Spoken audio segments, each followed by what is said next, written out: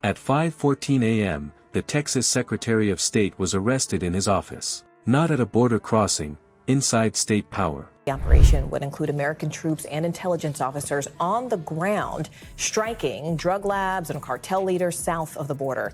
This would essentially open a new front. The Trump administration planning a new mission to target drug cartels in Mexico. This is all according to 4 current and former U.S. officials familiar with that effort in the president's military campaign against cartels, which is thus far focused on strikes against alleged drug-carrying boats. Well, on Saturday, Secretary of Defense Pete Hegseth announced what appears to be the 15th boat strike in the Caribbean. Agents say his home basement held rifles, pistols, and tens of thousands of rounds, while shipments moved to 30-plus states under clean paperwork. How do you harden a system when the gatekeeper runs the gate? Stay with me. We'll break down the two-way wheel that pushed fentanyl north and weapons south, and the oversight gaps that let it operate like a legitimate courier line. Before we move on, I'd like to ask you a small favor. If you appreciate this content, please take a second to like this video and subscribe to the channel. Over 98% of you watch the videos without subscribing. It costs you nothing, but it makes a huge difference to us. So, did you click the subscribe button? Great, thank you so much. Now, back to the video.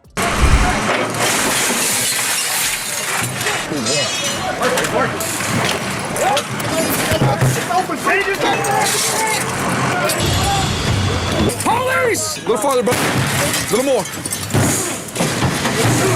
Okay, good, you're good, you're good. We're good. Step back forward.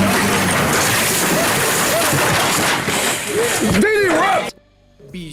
We also managed to prevent the potential production of 29 tons of cocaine by destroying 475 laboratories. If the gate is secure, why did shipments with clean paperwork reach 30-plus states without a firefight or a chase? The core problem sits inside the system. State logistics and admin channels became the road. Not by accident, by design. Governance turned into cover. Procurement desks, vendor portals, and courier lanes formed a clean corridor that looked like service delivery. On paper, it was civic work. In practice, it was throughput.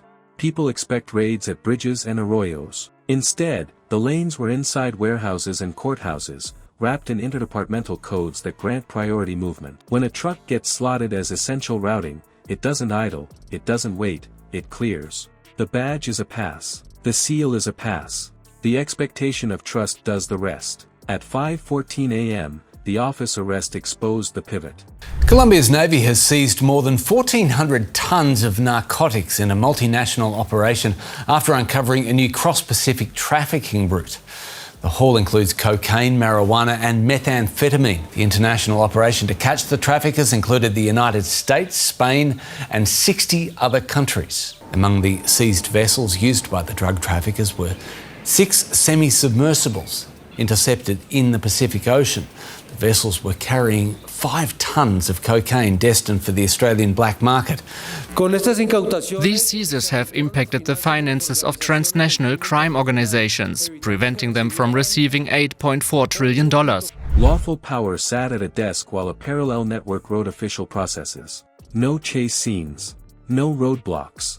The friction points had been pre-cleared in scheduling software, inventory systems, and badge-controlled docs. When the system itself keys the green light, the convoy is quiet. Here's why it worked. Legitimate procurement and courier systems build predictability, fixed routes, fixed windows, fixed documents. That's how you cut costs and keep uptime high. With insider consent, those same features become a playbook, repeatable, forecastable, low risk. The El Paso warehouse functioned like a silent artery. False compartments weren't crude, they were matched to routine screening thresholds, weight balanced, thermal neutral, cable runs rerouted to pass casual inspection. Not high drama, high design. This is the paper shield. Routine stamps, weigh station throughput, vendor contracts, each node trusting the last. Every document verifiable, every signature valid, every receiver listed in the system. The chain looks clean because each link says it is. Now layer the social camo, a public-facing marriage, visible philanthropy, handshakes at galas. That soft power normalizes access, accelerates priority, and dulls suspicion. It's operational security in a suit, so the threat shifts. Terrain denial at the border matters less than integrity control inside admin systems. And if drugs moved north under paperwork, what moved south under the same cover, and who engineered the return leg? One network, two directions. How do you move fentanyl north and weapons south without changing the vehicle or the paperwork? The two-way wheel is a loop. Northbound loads ride inside industrial flows, chemicals, parts, office supply pallets, while the same trucks roll back with receivers, frames, optics, and ammo tucked into return cargo. Same carriers, same codes, same time slots. A loop that feeds itself. In Laredo, the document stack looked boring until it didn't. Spreadsheets of routes, call logs tied to prepaid phones, black notebooks of unit counts and delivery windows that blended in with normal dispatch. The pattern only pops when you overlay timing, route ID, and who signed the release. That's where compartmentalization keeps the machine alive. A clerk checks quantities. An inspector scans for seals and weights. A contractor prints labels and scans a dock code. Each sees a slice. No one sees the whole wheel, so no one feels heat when a leg changes cargo. Redundancy makes it stubborn.